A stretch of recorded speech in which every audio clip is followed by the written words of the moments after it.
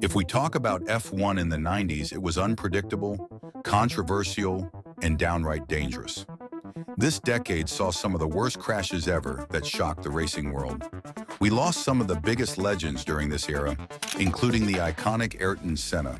From jaw-dropping pileups to crashes that left fans screaming in disbelief, this decade served up moments that still give us chills today.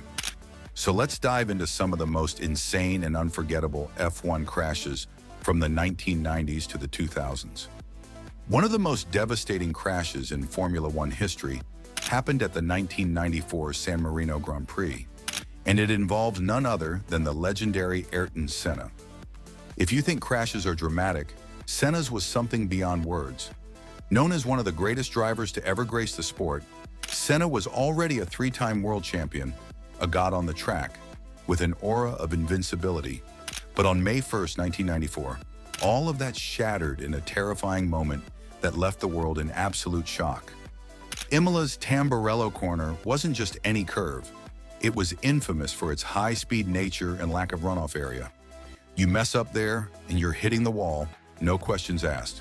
Senna, who had already voiced concerns about his car, was on lap 7, pushing his Williams at over 190 miles per hour when disaster struck. His car flew off the track at 192 miles per hour, but by the time it hit the wall, telemetry data showed it was down to 131 miles per hour. Despite the reduction in speed, the impact generated an estimated 30 Gs of force, a brutal amount for the human body. This immense force caused the suspension components to penetrate the cockpit, fatally striking Senna. What makes this even more gut-wrenching is that this crash wasn't some random, freak accident. It was part of a weekend from hell. The day before Senna's fatal crash, Roland Ratzenberger had tragically died during qualifying after his front wing broke off and sent him into a concrete wall at the Villeneuve curve at over 195 miles per hour. It was the first death in Formula One in 12 years, and for many it felt like a dark omen for what was to come. But no one expected things to get this bad, this soon. Ratzenberger's death alone had already shaken the drivers, especially Senna. He was visibly distraught, even rushing to the scene, later breaking down in tears. It was a scene of chaos and dread. Yet Senna still showed up for the race, leading it like the champion he was. The irony? He had an Austrian flag in his car, which he intended to raise if he won, as a tribute to Ratzenberger. Instead, the world was mourning the loss of yet another driver. Moving on, let's take a look at another terrifying crash involving Mika Hakkinen at the 1995 Australian Grand Prix in Adelaide. It was the final race of the season, and although the championship had already been decided, Hakkinen was still going all out. He pushed his McLaren to the limit, speeding down the track at around 120 miles per hour. But then, boom, his left rear tire suddenly went flat. With the tire failure, Hakkinen lost control in an instant. His car bounced and flew off course, crashing into a tire barrier. The impact was brutal. His helmet slammed into the steering wheel, fracturing his skull. Medical teams, stationed right by the track, rushed to his aid. They found him unresponsive and in a critical condition with a blocked airway.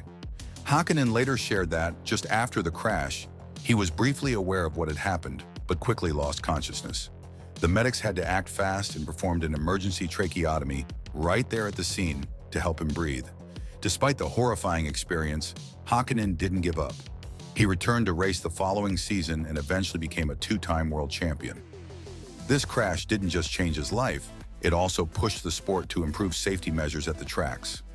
Next, let's shift gears to Jacques Villeneuve and his wild ride at the 1999 Belgian Grand Prix. The battle continues to heat up. Let's get on board with Karl Wendlinger now in that V10 Sauber.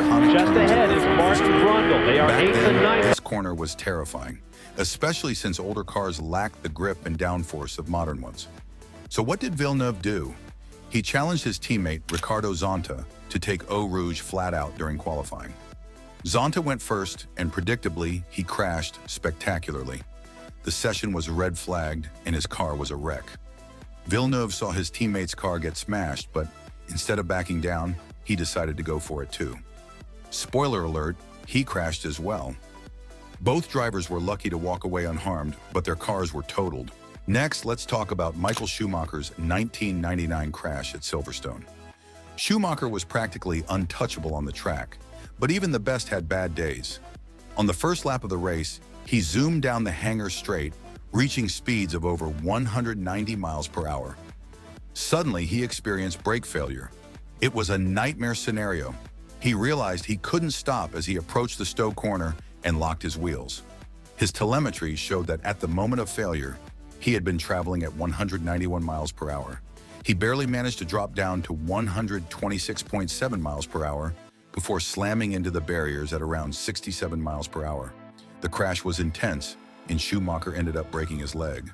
For his fans, watching their hero get wrecked like that was heart-wrenching. This incident not only ended his race, but also sidelined him for 6 crucial races that season. Looking back on the crash, Schumacher admitted that he was just grateful to be alive. Despite the pain and the disappointment of losing a shot at the championship, he recognized that safety improvements had made a massive difference in keeping him from a worse fate. Moving on, let's talk about one of the scariest crashes of the 90s. Karl Wendlinger's horrific accident at the 1994 Monaco Grand Prix. Wendlinger, who had a promising career in F1, was behind the wheel of his Sauber Mercedes, pushing it to the limit during the first free practice session. But as he approached the Nouvelle Chicane, disaster struck. He lost control of the car while braking, hurtling straight into the barriers at a speed close to 280 kilometers per hour. The impact was so brutal that Wendlinger's head slammed against the steering wheel, leading to a 360 G-force impact. It wasn't just any crash. Wendlinger ended up in a coma for 3 weeks. The sight of him lying motionless on the track had the F1 world holding its breath. It was a career-defining moment, but not in the way you'd hope. Wendlinger struggled to regain his form after the crash, and the Sauber team, understandably shaken, withdrew from the race. The crash pretty much ended his time in Formula One, although he made a brief and underwhelming comeback the following year before being replaced. Now let's fast forward to 1998 for one of the wildest pileups F1 has ever seen, the Belgian Grand Prix at Spa-Francorchamps. This race was a total demolition derby, all thanks to Spa's unpredictable weather and the treacherous Eau Rouge. Picture this. It's raining hard, visibility is 0, and 22 cars are bunched up like sardines heading into the first lap. Everyone somehow gets through La Source, but as they start picking up speed down the hill, David Coulthard, racing for McLaren, hits a drain cover and loses control. His car skids sideways into the barrier, and then all hell breaks loose. In a matter of seconds, 13 cars are absolutely destroyed. We're talking hundreds of thousands of dollars worth of damage. Tires flying, carbon fiber debris everywhere, and drivers basically playing bumper cars with their million-dollar machines. Eddie Irvine later said he was just sitting in his cockpit, completely helpless as the wreck unfolded around him, thinking, "Crap, where the hell is this taking me?" Honestly, no one knew. It was total chaos. The race was red flagged, and the cleanup took nearly an hour. And yet, after all that destruction, they had the audacity to restart the race. Only 18 cars lined up for the second go. The crashes from the 90s didn't just bring drama. They sparked major safety reforms that shaped the sport for years to come. The tragic losses of Ayrton Senna and Roland Ratzenberger earlier in 1994 had already pushed F1 to make massive changes, like adding gravel traps, tire barriers, and improving cockpit strength. By the time Wendlinger and Spa's wrecks came along, it was clear that safety had to be a top priority. The introduction of things like the HANS device and better crash tests saved countless lives in the years that followed. It wasn't just about safety gear, though.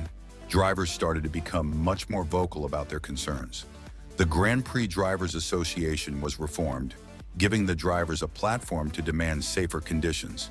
And while some of these crashes make for edge-of-your-seat viewing, they also paved the way for much-needed improvements in how the sport is governed. Now we want to hear from you.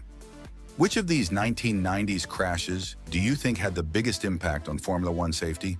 Share your thoughts in the comments below. And don't forget to hit like and subscribe for more exciting F1 stories.